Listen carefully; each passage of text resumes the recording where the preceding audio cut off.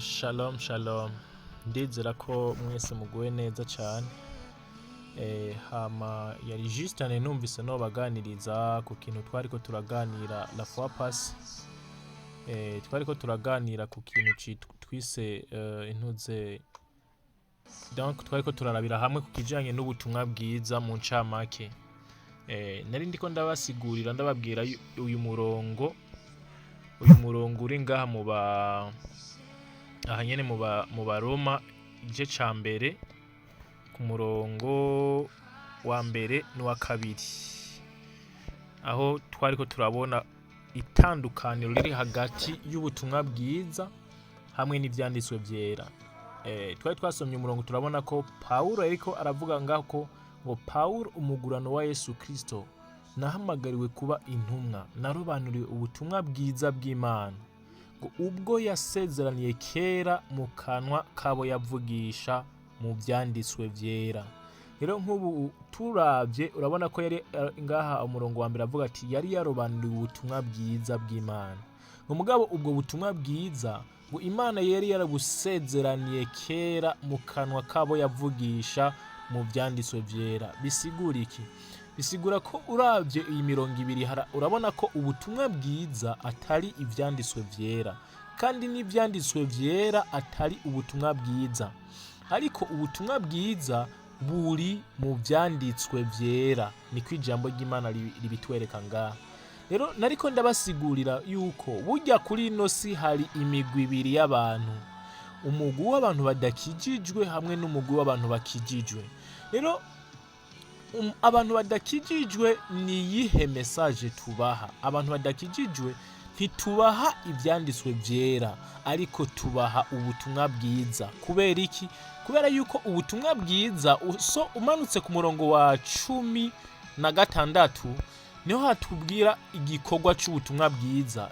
Ijambo ry'Imana avuga ngo kuko ubutumwa bwiza butantera isoni, ari ubushobozi bw'Imana buzanira uwizera wese agakiza, uhereye ku muyuda ukageza ku mugiriki. Haleluya. Rero ubutumwa bwiza bufise igikorwa co kuzanira agakiza umuntu wese. Ubutumwa bwiza n'ubushobozi bw'Imana bushobora kuzanira umuntu wese abwizeye agakiza. Ngaha mubyumve neza, ntabwo bariko batubwira ko ivyanditswe vyera bizanira agakiza umuntu, oya, ariko batubwiye ko agakiza umuntu akaronka biciye mu butumwa bwiza. Rero mu yandi majambo, ubutumwa bwiza nibwo bwonyene bushoboza umuntu kuvuka ubwa kabiri. Haleluya.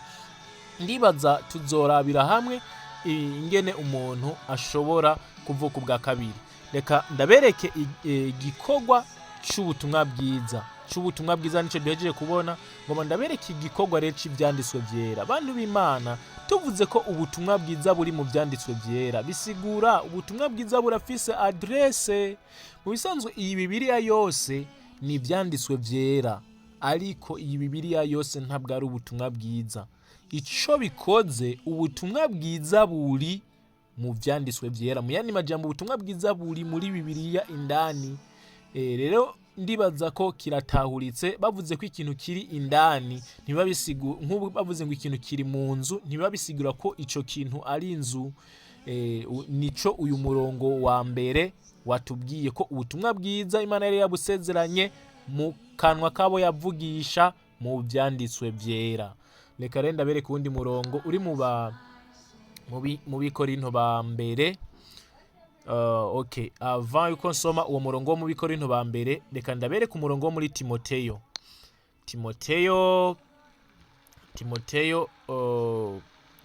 wa kabiri igice ca gatatu ku murongo. Reka nsome kuhera ku murongo wa 14 kugira ngo ndabereke igikorwa igikorwa c'ivyanditswe vyera. Twari duhejeje kubona igikorwa c'ubutumwa bwiza. Rero ubutumwa bwiza tububwira abantu badakijijwe kugira ngo bakizwe. Ivyanditswe vyera navyo tubibwira abantu bakijijwe kugira ngo bibafashe. Reka mbere ku murongo wa 15 haravuga ngo kandi uzi yuko uhereye mu buto bwawe wamye uzi ivyanditswe vyera Haleluya. Ndasubiramwo, uyu yari Pawulo yariko yandikira Timoteyo. Timoteyo yari umuntu akijijwe, ntiyari umupagani, yarasanzwe akijijwe, yari umukozi w'Imana. Pawulo acaramwandikira amubwira ngo kandi uzi yuko uhereye mu buto bwawe wamye uzi ivyanditswe vyera bishobora kukumenyesha ubwenge bwo kukuzanira agakiza gaheshwa no kwizera Kristo Yesu.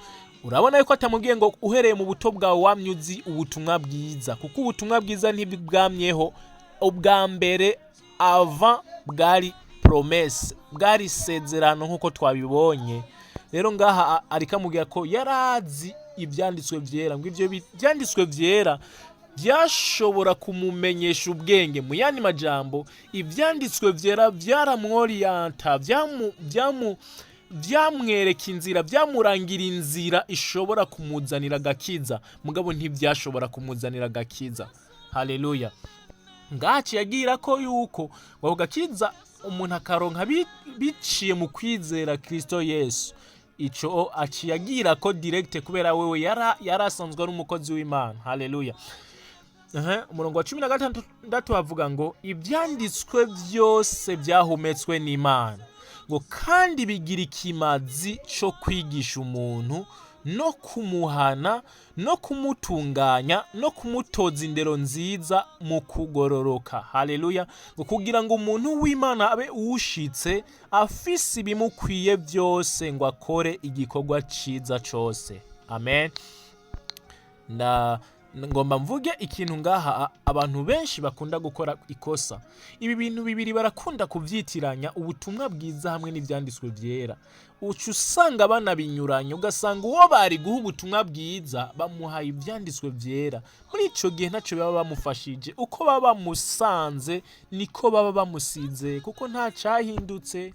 Naho wafata umuntu ufasha umuntu atarakizwa, umuntu ataravuka ubwa kabiri, ukamubwira ati ngo ndakwigisha ijambo ry'Imana, ukamwicara ukamwigisha utamubwiye ubutumwa bwiza ngo abanze akizwe, mu bisanzwe nta kintu na kimwe uri kuramufasha.